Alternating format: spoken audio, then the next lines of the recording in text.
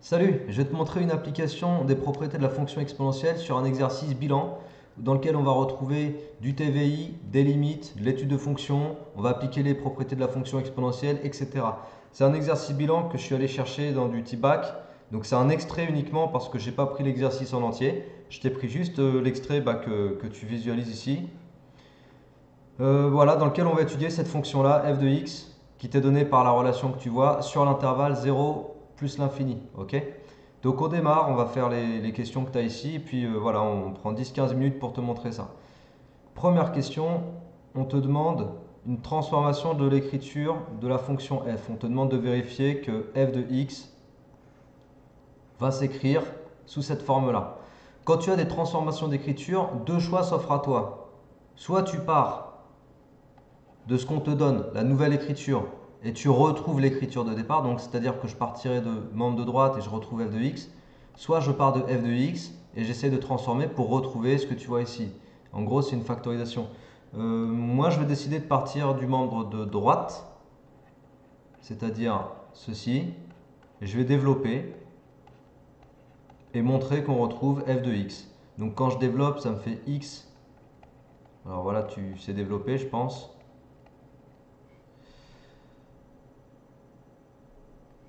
J'ai mis un... Attends, un petit problème là. Il y a un plus ici. Donc x fois ex sur x fois moins 4, c'est bon, plus e moins x moins 2. Et puis après là tu simplifies, et puis il va te rester ex moins 4x plus e moins x moins 2. Est-ce que ça correspond à f de x? Oui. Donc voilà, c'est QFD, on a démontré ce qu'il fallait. Bon, ça prend deux lignes, même pas, enfin c'est super facile à faire ça. Question suivante, déterminer la limite. Déterminer la limite de f en plus l'infini. Ok, je suis sur la question B.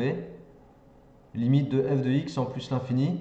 Alors la question B, elle fait suite évidemment à la question A, tu l'auras bien compris. Du coup, ça veut dire que j'utilise l'écriture de f trouvée en question A pour faire la limite en question B. En gros, on a une transformation d'écriture, on a fait une transformation d'écriture parce que probablement qu'on avait une forme indéterminée en plus l'infini avec l'écriture de base de la fonction f. Donc on n'utilise surtout pas l'écriture de base, quoi. On utilise l'écriture transformée. Du coup, je vais faire d'abord la limite de exponentielle x sur x en plus l'infini parce que ça c'est une limite du cours. Ok, limite à connaître de croissance comparée, ça fait plus l'infini. J'écris entre parenthèses croissance comparée. Donc je redis que c'est une limite de cours qu'on peut utiliser telle quelle dans un exercice. Ensuite, du coup, la limite de exponentielle x sur x moins 4 plus l'infini moins 4, ça fait plus l'infini. Donc là, c'est une somme. Ensuite, du coup, la limite de x tout seul en plus l'infini égale plus l'infini, fonction de référence. Donc par produit, tu vois, on fait vraiment chaque étape. La limite de x fois la parenthèse, donc plus l'infini fois plus l'infini, ça te fait plus l'infini. Voilà. Ensuite, on avait quoi? Ah ouais, il faut faire la limite de exponentielle moins x et après moins 2. Alors, exponentielle moins x, c'est la même chose. C'est la même chose que 1 sur exponentielle x, propriété du cours. 1 sur exponentielle x. Et comme la fonction exponentielle x en plus l'infini, elle tend vers plus l'infini, pareil, propriété du cours, ça tu le sais. Du coup, tu vas avoir 1 sur plus l'infini, ça fait 0. Donc, par somme,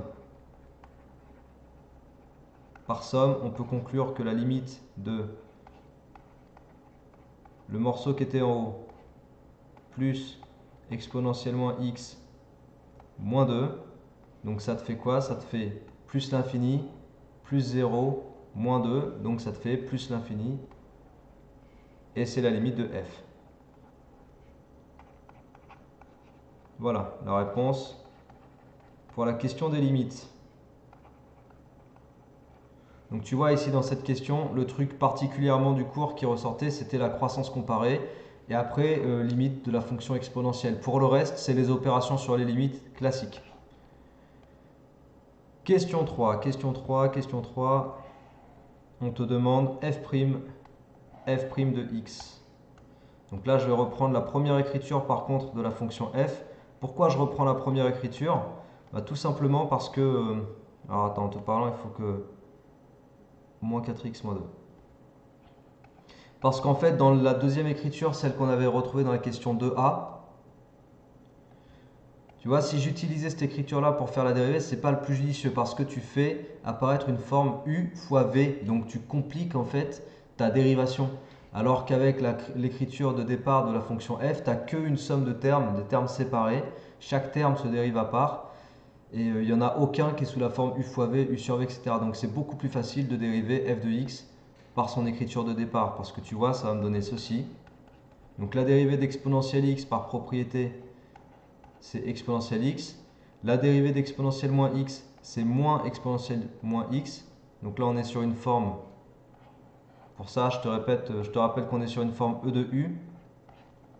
Et que la dérivée des fonctions exponentielles u de x, c'est u' e de u. Donc c'est ce que j'ai fait avec u' égale moins 1. Ensuite, la dérivée de moins 4, x c'est moins 4 et moins 2 ça fait 0. Voilà, donc f', on va l'écrire plus clairement, ça fait exponentielle x moins exponentielle moins x moins 4. Voilà f' de x. Et qu'est-ce qu'il demande ensuite? Calculer f', donc ça c'est fait. Montrer que f' égale 0 équivaut à ceci. En fait, on va chercher à résoudre l'équation f' de x égale 0. Mais on veut la mettre sous une forme d'équation plus adéquate. Donc je te réécris f' qu'on a trouvé juste avant. Voilà. Et on te demande de transformer f' de x égale 0. Donc je vais partir de f' de x égale 0. Et mon f' de x, je vais le remplacer par ce que j'ai trouvé. Voilà. Donc tu as ça. Maintenant, comment faire pour se ramener à ce que eux nous demandent? J'analyse des termes. Tu vois, j'analyse des termes là. Et puis, je me rends compte de quoi? Je me rends compte que mon exponentiel x, il passe au carré. Alors, comment je fais pour passer de exponentiel x tout court à exponentiel x au carré? Peut-être que je peux multiplier tout le monde par exponentiel x. Donc, je vais le faire. Tu vois, je vais multiplier toute la ligne par exponentiel x. Et puis, je vais voir si ça me permet d'aboutir à ce qu'il me propose. Donc, exponentiel x fois exponentiel x, ça me fait exponentiel x au carré. Moins exponentiel x fois exponentiel moins x, moins 4 fois exponentiel x. Donc, je te redis, on a multiplié tout le monde par exponentiel x. Tu vois, je l'ai là, et puis je l'ai ici aussi, sauf que j'ai mis directement le carré, hein, tu auras compris. Donc, exponentiel x au carré, ça je touche pas, du coup, j'en ai besoin. Exponentiel x fois exponentiel moins x, ça donne quoi? Ça donne exponentiel x moins x. Et puis, moins 4 exponentiel x, il me le faut ici, donc c'est bon, je l'ai déjà. X moins x, ça te fait 0. Et puis exponentielle 0, à quoi c'est égal? Exponentielle 0, tu le sais, c'est égal à 1. Donc du coup, il nous reste quoi? Il nous reste exponentielle x au carré moins 1 moins 4 exponentielle x égale 0. Qu'ils ont mis sous la forme exponentielle x au carré moins 4 exponentielle x moins 1 égale 0. Est-ce que c'est bien ce qu'il fallait retrouver? Je pense que oui. C'est parfait, nickel. Donc tu as vu, on est sur de la transformation d'écriture dans cette question. On te demande, en fait, on veut vérifier si tu sais utiliser les propriétés algébriques de ta fonction exponentielle. Question 3b, donc c'est fait. Et question 3c, on va te demander de résoudre l'équation f' de x égale 0 en changeant l'inconnu, en posant exponentielle x égale grand X. Donc je te rappelle que f' de x égale 0. On a dit que c'était équivalent à cette équation-là. Ok, c'est ce qu'on a fait à la question juste avant. Et on te demande de changer, donc de poser grand X égale exponentielle X. Et regarde ce que tu vas voir, grand X carré, moins 4 grand X moins 1 égale 0. Qu'est-ce que c'est ça? C'est une équation polynôme du second degré. Donc on va résoudre cette équation polynôme du second degré avec le calcul du discriminant. Alors combien ça fait? Ça fait 16. Ça fait 16. Moins 4 fois 1 fois moins 1, donc plus 4. Donc ça fait 20. Voilà, donc ton discriminant est positif. Ça veut dire que tu as deux racines à ton équation, enfin deux solutions à ton équation polynôme. x1 égale moins b moins racine de delta sur 2a. Ça te fait 4 moins racine de 20 sur 2 fois 1. Alors racine de 20, c'est 2 racines de 5. Ça, normalement, enfin, faut être à l'aise à faire ce genre de calcul de tête. Maintenant, en fonction de ta calculette, tu peux aussi le simplifier directement à la calculatrice si tu as besoin. Puis même, de toute façon, les calculettes te donnent les écritures simplifiées maintenant en général. Donc 4 sur 2, ça te fait 2. Voilà, 2 moins racine de 5. L'autre, ça va être sensiblement la même chose. Sauf qu'on va avoir 2 plus racine carrée de 5. Ok? Alors, tu peux regarder les valeurs approchées si tu veux. Parce que tu vas voir qu'il y a un truc qu'on va pouvoir conclure grâce à ces valeurs approchées. Donc là, c'est moins 2,36. Et ici, 4,24. Je ne me préoccupe pas des arrondis. Je veux juste avoir une idée des valeurs approchées. Donc, moins 2,36, 4,24. Or, exponentielle x égale grand X. On est OK? Et exponentielle x est une fonction strictement positive. Peu importe la valeur de petit x, exponentielle x c'est positif. Donc est-ce que je vais conserver la solution moins 2,36? Non, je la rejette. 2 moins racine de 5 est impossible. Parce que exponentielle de x ne peut pas être négatif. Donc grand X ne peut pas être négatif puisque grand X c'est exponentielle x, tu vois. Grand X ne peut pas être négatif. Donc il ne peut pas être égal à 2 moins racine de 5. Ok? Donc elle est impossible. Donc finalement, ta seule solution sur 0 plus l'infini, c'est grand X égale 2 plus racine carrée de 5, c'est-à-dire exponentielle x égale 2 plus racine carrée de 5. Et ici, je vais utiliser une propriété donc, des équations exponentielles. Quand tu as exponentielle x égale a, avec a positif, alors x égale ln de a. Voilà. Ça figure sur ma fiche synthèse de logarithme népérien. C'est l'introduction en fait du cours sur le logarithme népérien. Selon moi, c'est comme ça qu'on introduit le logarithme népérien. Du coup, si tu as besoin, tu le retrouveras à ce niveau-là des fiches synthèse.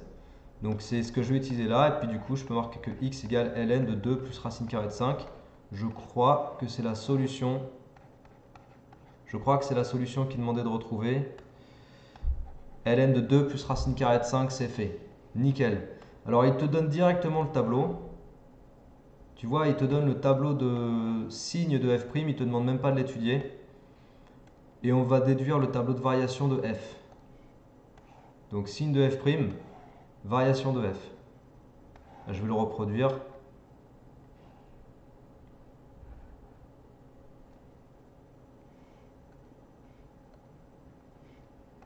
Donc, on est sur 0 plus l'infini.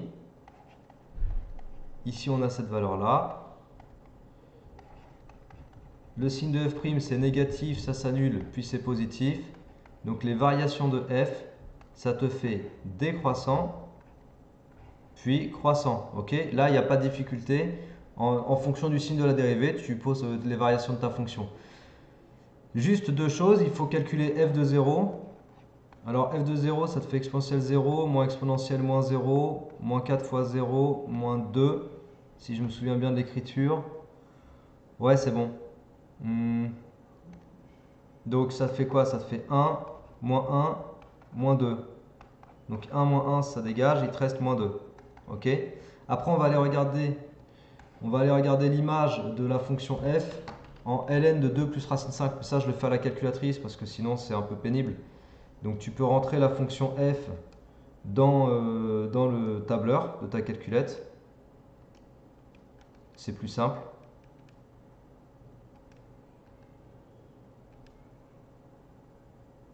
Moins 4x, moins 2. Voilà. Et puis après, dans le tableur, tu rentres directement la valeur...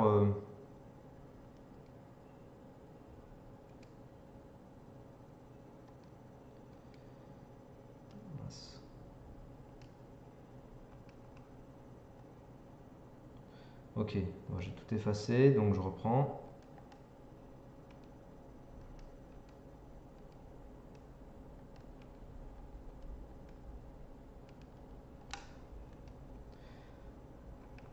Allez, dans le tableur, donc on rentre directement la valeur ln 2 plus racine 5.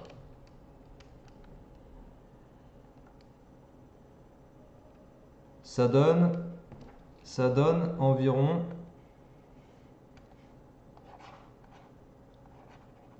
Je vais juste mettre la valeur approchée parce que c'est de ça dont on va avoir besoin dans le tableau.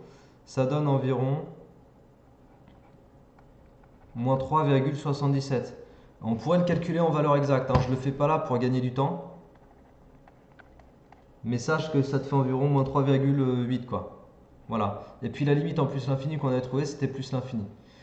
Donc le tableau finalement, je vais refaire que le tableau de variation ici. Le tableau de variation, ça te fait décroissant, croissant. Et là, tes valeurs, c'est moins 2, moins 3,8 et plus l'infini. Voilà, parce qu'on va avoir besoin d'analyser en fait, d'analyser toute la variation de f pour répondre à la question, à la dernière question, je crois. Voilà, la dernière question, démontrer que f de x égale 0 admet une unique solution strictement positive que l'on notera alpha. Est-ce que f de x va s'annuler ici? Non, parce que l'intervalle des images, c'est moins 3,8, moins 2. Tu n'as que des valeurs négatives, donc tu ne rencontres pas 0. Il n'y a pas de 0 ici, tu vois. Par contre, quand je vais de moins 3,8 à plus l'infini, est-ce que ça va s'annuler? Oui, parce que je passe des négatifs au positif, et ça s'annulera une seule fois. Donc après, ici, c'est juste la rédaction du TVI. Donc sur l'intervalle, on va déjà dire que sur l'intervalle 0, ln de 2 plus racine 5, f de x égale 0 est impossible, car 0 n'appartient pas à l'intervalle des images. L'intervalle des images, c'est f de ln de 2 plus racine 5. Donc là, je désigne cette image-là, moins 3,8, c'est f de ln de 2 plus racine 5. C'est un peu compliqué à écrire, mais voilà, c'est juste une notation. F0. Pourquoi j'ai inversé les deux? Parce que L est plus petite que L. Donc il faut toujours mettre la valeur, la borne la plus petite en première, quoi. Ok, et après sur l'intervalle, là c'est la rédaction du TVI que je vais faire. Sur l'intervalle ln de 2 plus racine 5 plus l'infini, ta fonction f est continue. Et elle est strictement croissante. De plus, cette fois-ci, 0 est une valeur intermédiaire. 0 appartient effectivement à l'intervalle f de ln de 2 plus racine 5, limite de f quand x extérieur plus l'infini. Donc là, en fait, je désigne quoi? Je suis en train de désigner cet intervalle-là, là. Moins 3,8 plus l'infini. Mais je l'ai rédigé plutôt comme ça, parce que je préfère cette écriture. Donc c'est l'intervalle des images. Intervalle image. Donc d'après le TVI, blablabla, bla bla bla, après tu connais, tu as déjà vu certainement mes vidéos sur ça. D'après même le corollaire du TVI, f de x égale 0 admet une unique solution alpha dans l'intervalle ln de 2 plus racine 5 plus l'infini. Voilà. Et donc la solution elle est strictement positive. Dernière petite chose, et après je termine la vidéo. Petit rappel quand même quand tu rédiges du TVI, quand tu mets, enfin si tu ne mets pas le mot de continuité ici, tu ne peux pas dire que ta solution admet une solution. De même, si tu ne précises pas que la valeur de ton équation appartient à l'intervalle des images, tu ne peux pas dire non plus que ton équation admet une solution. Ok? Ensuite, tu ne peux pas dire que ta solution est unique si jamais tu ne mets pas que la fonction est strictement monotone, strictement croissante ou strictement décroissante. Tu ne peux pas dire que ta solution est unique. Donc fais gaffe aux mots que tu emploies. N'oublie pas les mots importants dans la rédaction du TVI. Voilà. Mais après, pour le reste, je t'ai tout dit sur l'exo en fait. Donc tu as vu une application, pour résumer rapidement, on a vu quoi? On a vu de la limite de fonction exponentielle, du TVI, de la dérivée, de la transformation d'écriture, les propriétés de la fonction exponentielle, une petite résolution d'équation. Donc c'est assez complet comme exo. Tu as vu, on a pu resurvoler un peu toutes les propriétés que tu vois dans le cours de fonction exponentielle. J'espère que ça t'a plu et puis je te conseille, je t'encourage à refaire cet exercice en entier puisque là ce n'est qu'un extrait comme je t'ai dit, j'ai dû virer 2-3 questions mais fais-le en entier et puis en tout cas pour cette partie, voilà, tu as les explications, tu devrais pouvoir t'en sortir. Je te dis à bientôt et travaille bien. Ciao!